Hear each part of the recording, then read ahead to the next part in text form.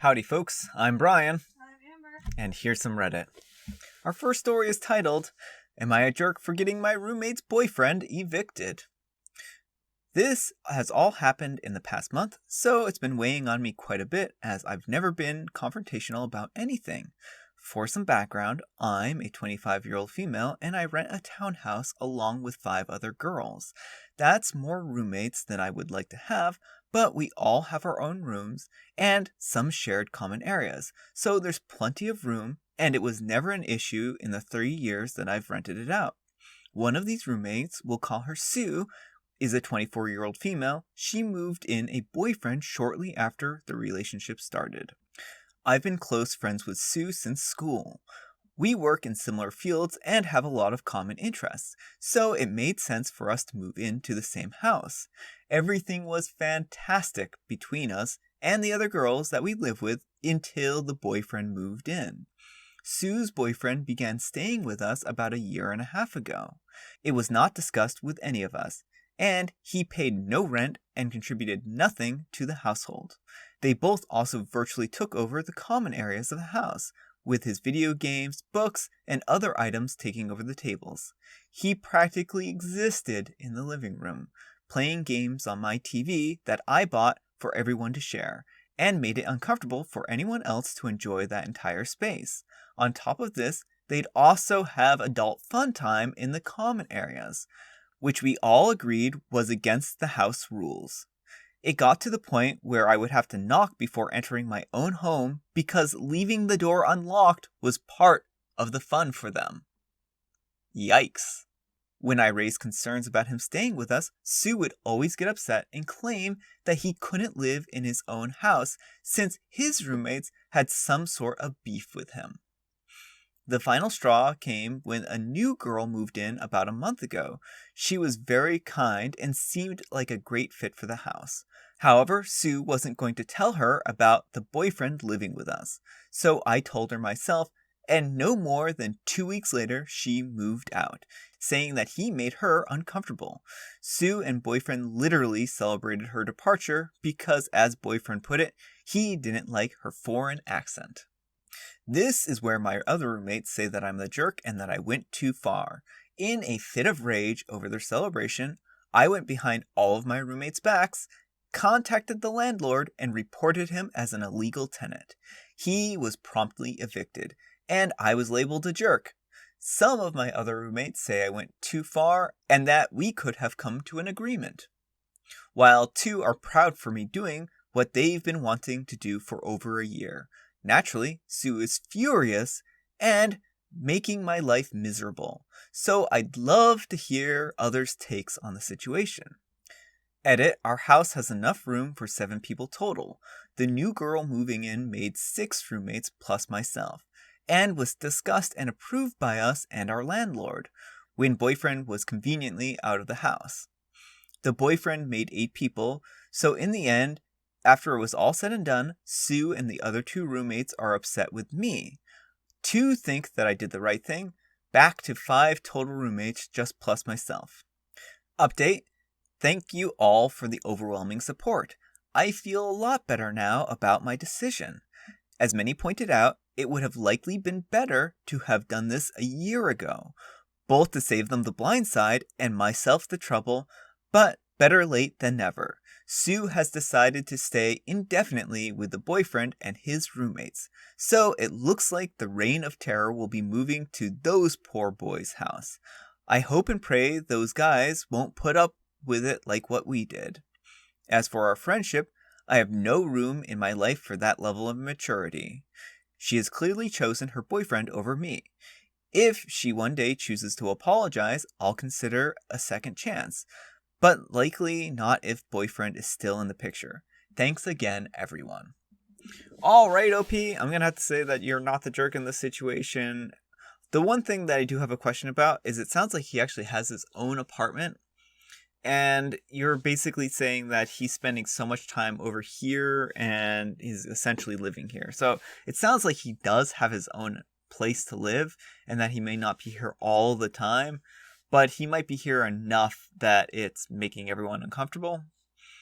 I think the whole relationships where they're having their fun time in the common spaces is completely inappropriate. And I think that's grounds to request someone not to be able to come to your house, that he's not welcome as a guest in your house. So that's kind of my take there. If, you have a roommate who is constantly violating these boundaries and having the whoopsie doodles, you caught us doing stuff type of thing, that's really just not fair to you or your other roommates, and it makes for a hostile living condition. So I honestly can't really fault you here for getting him kicked out and never to come back. So yeah. Anyhow, take care and good luck. Not the jerk. He wasn't on the lease, he paid no rent, so he had no business living there for a year and a half. Tell Sue to move in with her boyfriend somewhere else. By the way, your 2 other roommates are jerks for putting up with this junk for as long as they did. Hijacking the top comment to say double jerk for the boyfriend saying, I don't like her foreign accent. Not the jerk, this went on way longer than I would have tolerated. You need to have a sit down with the girls who are on your side and explain the hostile environment and get their help to calm it down. As for Sue, tell her if she can't treat you with civility after allowing her boyfriend to live with you for rent-free for a year and a half, she should start looking for other arrangements. Well, it doesn't sound like she has to worry about that anymore. Alright, our next letter is titled, Am I the jerk for being annoyed that my friend won a $500 Walmart coupon and spent only $200 of it and didn't ask me to help him make full use of the coupon? Some backstory. A few weeks ago, I went to Walmart with a friend. He needed to buy something. I didn't buy anything. I was just hanging out with him. And his purchase was apparently entered in a contest. Surprisingly enough, he won a $500 coupon. I know this because today he showed me the stuff he bought at the Walmart, again with the coupon. And he said it's too bad because he only bought $200 worth of stuff because he didn't find anything else to buy, and on top of that, he couldn't carry too much stuff, no delivery option. Bear in mind that it's a one-time coupon. You don't get to keep any change. I was like, why did you do that? Why didn't you let me know so I could have, 1, made use of the entire coupon so none of the $500 went to waste, and 2, helped you carry the stuff? And here you are spending $200 of it. Now, I'm not mad or anything, I'm just confused. Like, why would you spend $200 of a $500 coupon? You could have at least told me. But he didn't. He didn't even tell any of his friends, and now that's $300 down the drain. And he's like, who cares? Don't be annoying. I technically didn't even lose any money. Bro, you just wasted $300. And he started getting annoyed and told me I should just shut up and congratulate him for his win instead of whining about it. Alright, OP. I'm going to say that maybe ever so slightly you're the jerk in the situation, but not really. I mean, this is difficult. Like, you wanted your friend to know that you would have helped him, and I mean, I guess it's all kind of water under the bridge, but I think it is worth saying that maybe in the future, if something happens where he needs help spending money, that you could help him, And the whole, well, I didn't have any place to carry anything or do anything, I'm sure, again, $300, leaving $300 on the table is it's a lot of money to do that with. And there are a lot of things that you can buy with $300, even small things, like if he had just gone and bought some big retail items just so that he could sell them later, or even just giving them away as presents. It seems like while he was probably worried about having, room to carry stuff, you were only a phone call away, and you probably would have been happy to oblige, taking him or helping him carry that stuff.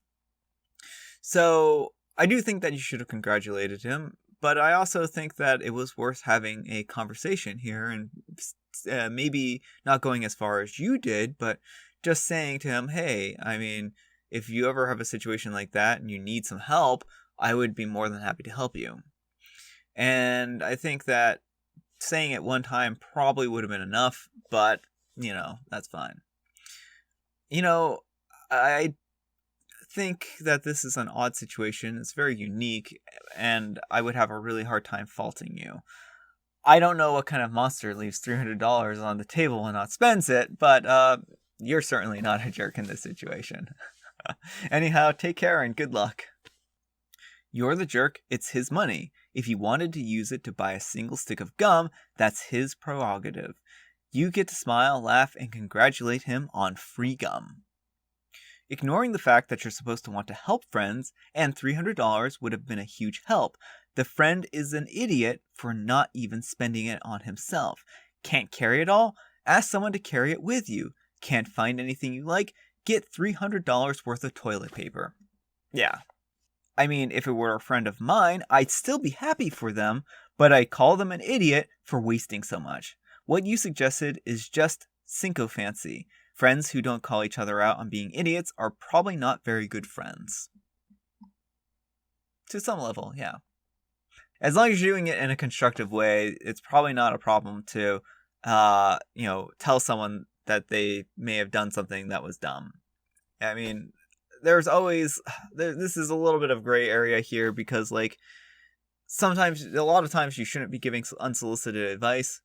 If you go up to somebody and just unsolicited tell them something, then that might be a problem. But sometimes, it's a good idea to approach and talk to people and, stuff like that. So I don't know. That's a little bit of a gray area. There is certainly a time and place for everything. All right, our next letter is titled, Am I a jerk for refusing to return a necklace my friend gave to me 4 months ago? My friend L, we are in our 20s, broke up with her boyfriend almost a year ago. According to her, he cheated. A few months later, after breaking up, that is 4 months ago, Jay tried to get back to L.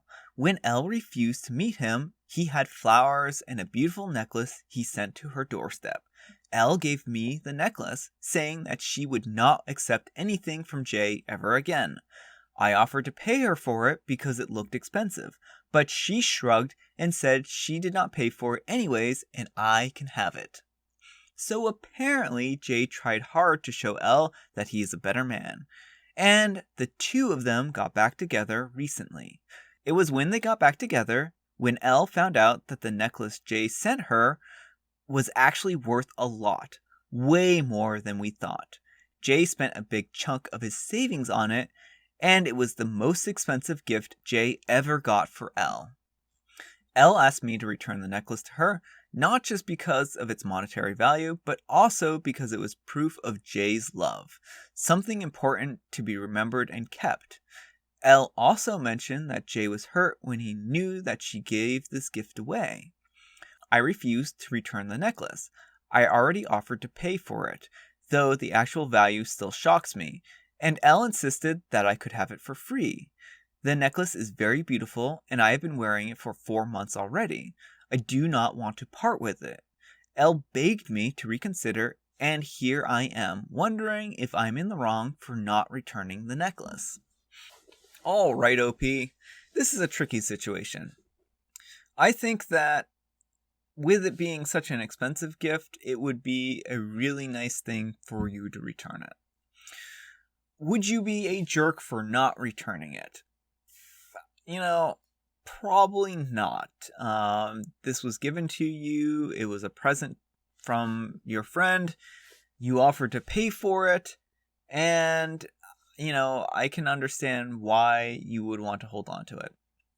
I do think the right thing in this situation, given that it's a very expensive necklace, is to return it. But I don't believe that you are obligated to return it either.